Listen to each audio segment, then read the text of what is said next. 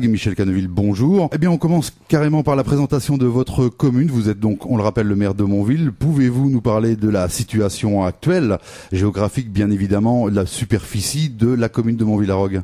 Montville-la-Rogue, petite commune de 496 hectares, avec 540 habitants, commune littorale, agricole, la pêche, et bien sûr une grosse activité touristique.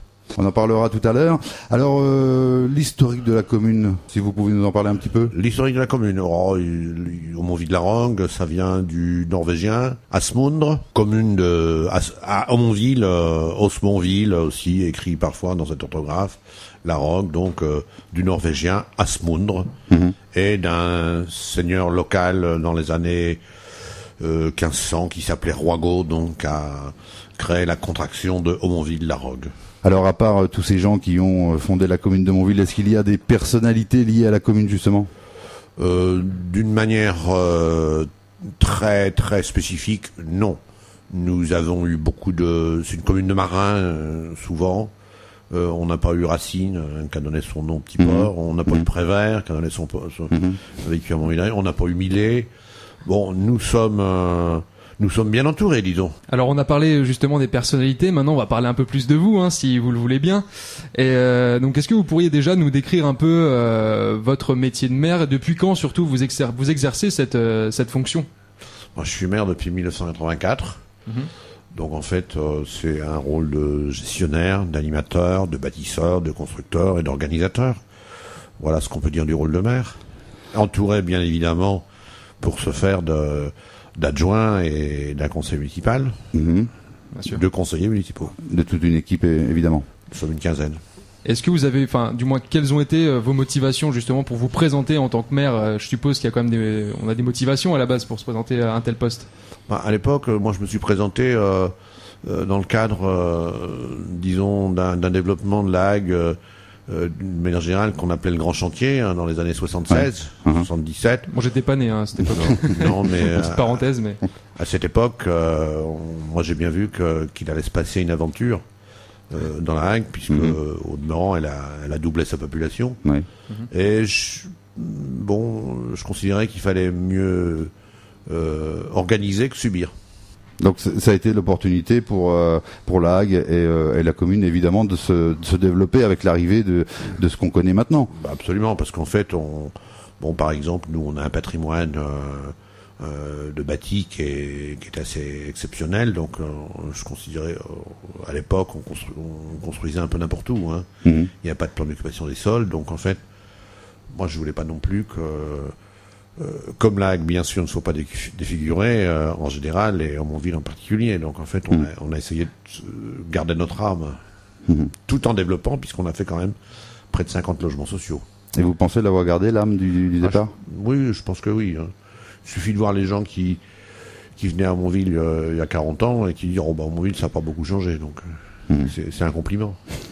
Est-ce que vous étiez attendu à toutes ces responsabilités, justement à toutes les responsabilités que ça engendre, ce genre de métier quand même? Surtout maintenant, parce qu'on parle de plus en plus des responsabilités des maires, de communes, ne serait-ce que sur les accidents qui peuvent se produire sur la commune.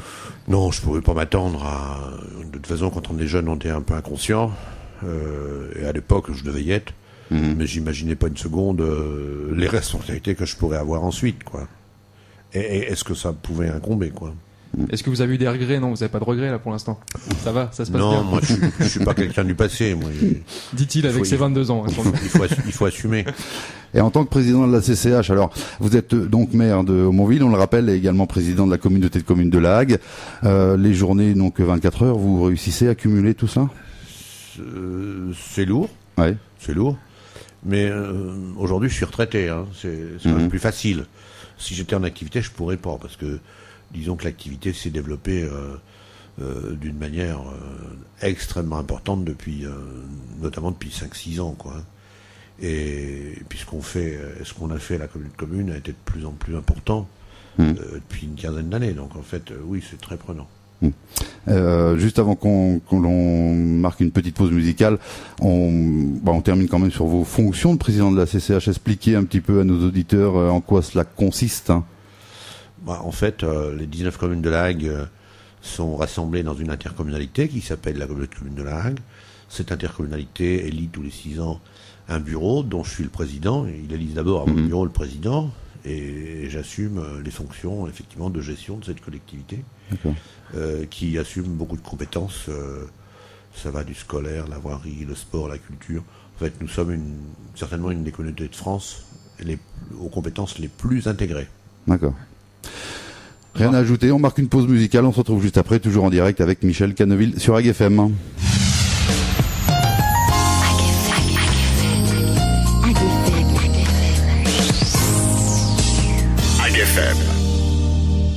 Et nous sommes en compagnie de Michel Canneville, qui est maire de la commune de Montville-la-Rogue, ainsi que président de la communauté de communes de la Hague. Eh bien, Michel Canneville, je pense qu'on peut revenir un peu sur les activités de la commune, si vous le voulez bien. Et on va parler notamment des activités, des loisirs sportifs, s'il y en a, qu'on peut pratiquer dans votre commune. Combien y en a-t-il? Activités de loisirs, on peut pratiquer du foot, on peut pratiquer du tennis. On peut pratiquer de la voile, on peut pratiquer de la plongée, notamment. Pour ceux qui sont un peu plus terre à terre, ils peuvent pratiquer la chasse. Voilà, bon. Et on peut parler aussi, on peut faire aussi beaucoup de randonnée. La marche à pied est quand même un sport national. La vie associative au Montville-la-Rogue, c'est quoi? C'est beaucoup d'associations? C'est beaucoup d'associations, c'est une bonne dizaine d'associations, de toute nature. Ça va des parents d'élèves aux anciens, ça s'appelle le trait d'union, on participe à une chorale, le foot bien sûr, le tennis, on est adhérent de beaucoup d'associations. Et la voile bien sûr, et la plongée. Donc ce qui engendre forcément des manifestations relativement importantes organisées par ces associations-là. Importantes. Tous les ans, je veux dire, il n'y a pas des récurrences. Oui, en fait, c'est une animation permanente, intéressante. Pour bien vivre ensemble, il faut de la convivialité. Les associations font partie de la création de convivialité, que ce soit les parents d'élèves ou le méchoui des anciens. Il y a quand même la fête du port, annuellement. Annuellement, oui, la fête du port, oui, c'est un grand classique. Ça, c'est un grand classique, on est bien d'accord. Et il y a quelques années, si je me trompe pas, il y avait le bal du 14 juillet. Ah oui, mais non, on a arrêté le bal du 14 juillet. Bon, si, les pêcheurs font encore un bal, tous les ans. Oui, d'accord. Ouais. Ils ont repris le bal du 14 juillet. Et pour quelle raison vous l'avez arrêté? Il y avait trop d'ambiance, non? Voilà, c'est ça. On avait, en fait, c'est une manifestation qui avait trop de succès. Ouais. On pouvait plus rester entre nous. c'est ce qu'on avait cru comprendre à l'époque, effectivement. Ça amène trop de monde, alors, d'accord.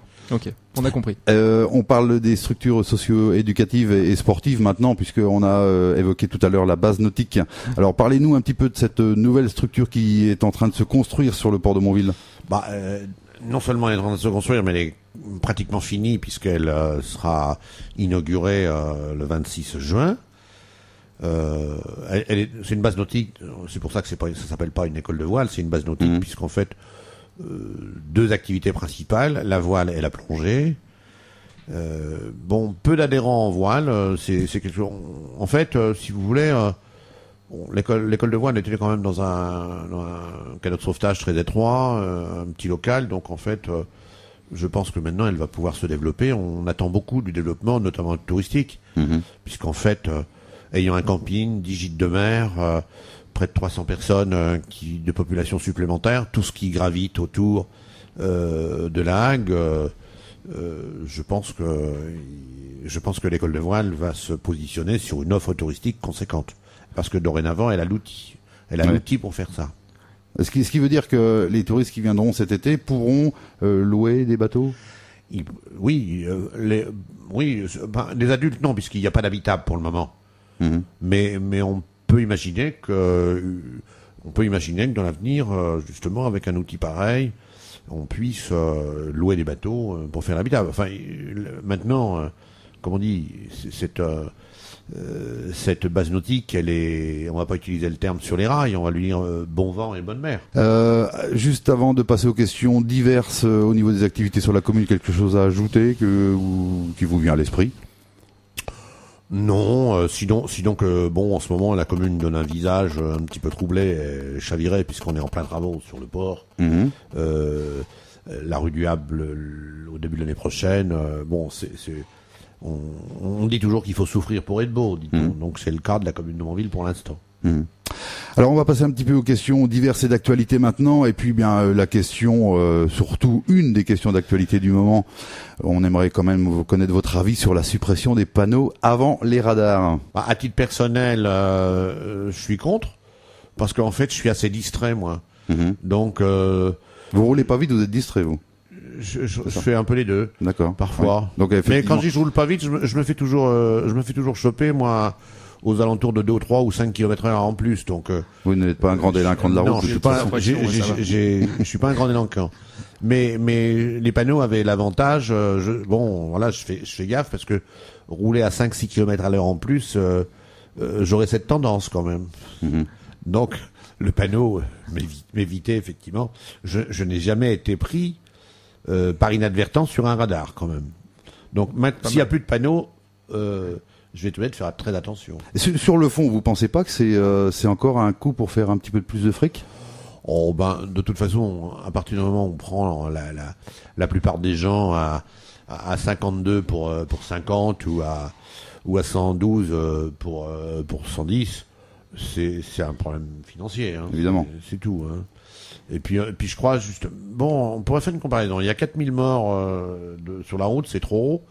J'en ai connu à une certaine époque où il y en avait plus de 10 000, voire même plus. Bon, mais il y a 20 000 accidents domestiques. Alors ceux-là, ils n'ont pas de panneau radar, et 20 000, c'est beaucoup. Il y a 10 000 morts des maladies nosocomiales, ce qui est grave, plus les 5 000 qui sont estropiés parce qu'on est obligé de leur couper un membre ou qu'on a des séquelles.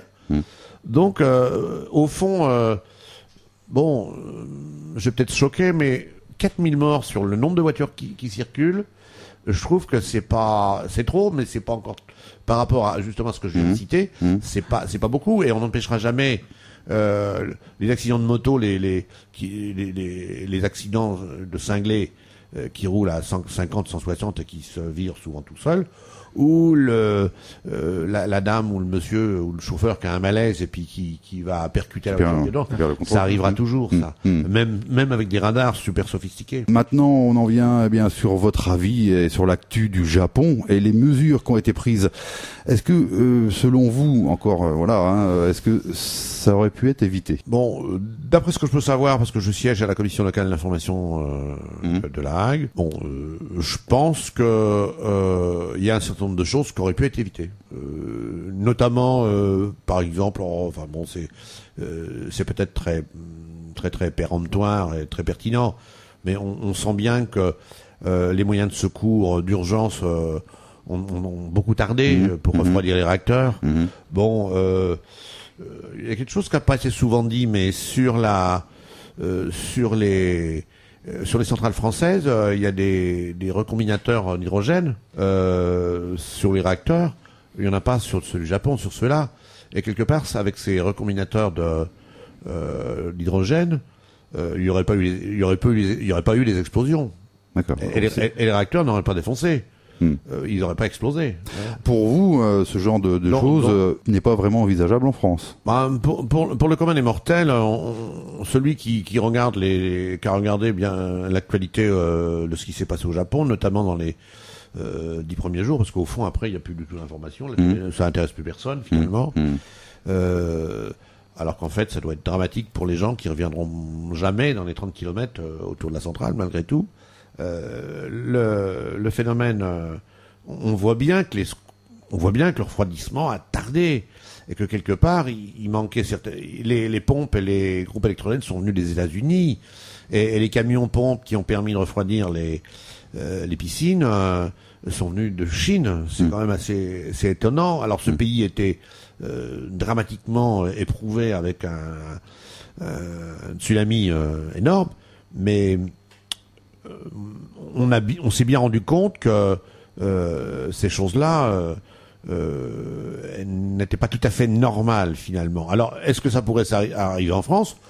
Bon, est-ce qu'on est meilleur? Bon, on voit bien que toute la filière nucléaire française va tirer, alors je dirais un vilain mot, va tirer profit de ce qui s'est passé à Fukushima pour essayer d'améliorer. Il parle notamment d'une équipe d'intervention rapide avec stocké en France, voire à divers endroits, tout ce qu'il faut pour assurer le refroidissement, puisqu'en fait, finalement, il suffisait de peu de choses et de peu d'eau, pour pouvoir arrêter les réacteurs, enfin pour pouvoir les refroidir. Un réacteur qui fait 1100 mégawatts, quand il est arrêté, il développe plus que 50 mégawatts, ce qui est quand même ce qui est très faible en termes de dispense d'énergie. Or, on voit bien que ils ont certainement tardé à mettre de l'eau de mer, parce que de l'eau de mer ils l'avaient, parce qu'ils savaient que s'ils mettaient de l'eau de mer, la centrale était foutue. C'était 11 milliards. Hein. Effectivement, on peut. Mais peut-être que justement, la différence, c'est que EDF n'est pas complètement une entreprise privée, alors que TEPCO était une entreprise privée. Ok, donc pour vous, c'est effectivement le temps de réactivité qui a fait que, ça a engendré un petit peu le désastre qu'on connaît à l'heure actuelle. Moi, c'est ce que j'ai constaté, rien qu'aux images, mais ayant aussi analysé la chose avec la commission, on voit bien que c'était certainement possible de faire mieux, même si finalement, je crois qu'on n'a pas de leçon à donner aux Japonais. Hein. Alors on quitte un petit peu le nucléaire et cette fois-ci on se dirige vers la taxe professionnelle et cette réforme, cette disparition, ce principe de remplacement qu'on va peut-être évoquer avec vous, c'est l'occasion ou jamais. Alors déjà, quel est votre avis sur cette disparition? Est-ce qu'il va être mis en place pour compenser, vous en tant que maire de commune de Hautmont-Ville-la-Rogue et président de la CCH? Pour l'instant, finalement, vous savez, quand un gouvernement modifie un certain nombre de restructure la fiscalité, notamment, il le fait de manière à ce que ce soit indolore dans un premier temps. Donc en fait, le nouveau panier fiscal, il est en place. Je suis pas certain qu'il ait profité tellement aux entreprises, mais en fait, la différence qu'il peut y avoir entre la recette actuelle et l'ancienne recette, c'est que 60% de nos recettes, 70% de nos recettes sont dorénavant liées à une dotation de l'État. Donc, qui dit dotation dit ressources figées, donc ressources non dynamiques. Donc, à terme, ce sera, on peut imaginer avoir un certain appauvrissement. Vous parlez de 70% et les 30% qui restent?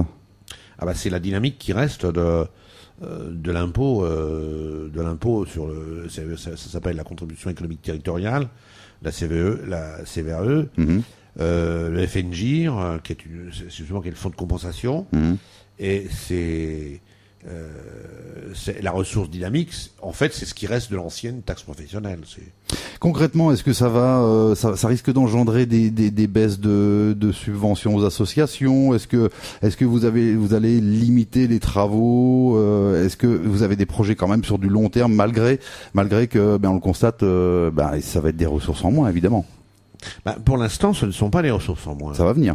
Non, mais ça viendra.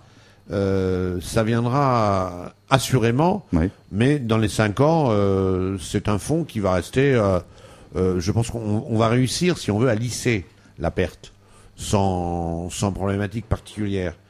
Je ne suis pas Madame Soleil, notamment sur des dispositions dont je ne suis pas patron, mais je crois que ce que nous attendons avec une certaine, inquiétude, c'est la loi de finances 2012 qui sera votée par le Parlement en décembre 2011, qui va assurer ce qu'on appelle la péréquation horizontale pour alimenter justement le fonds de péréquation qui sert à approvisionner les dotations. Donc les règles du jeu vont être fondamentalement modifiées là. Et en fait, je crois que le rendez-vous qu'on peut se donner, s'il faut se donner un, c'est celui-là, parce que actuellement, on est sur des dotations, donc on peut considérer que dans les 5 ans, si ça se maintenait comme ça se maintient, ça modifiera pas beaucoup la face des choses. Mais par contre, la péréquation horizontale, elle peut être extrêmement perverse. Très bien, je pense qu'on a fait à peu près le tour de tout cela. C'était donc Michel Canoville en direct sur AgFM.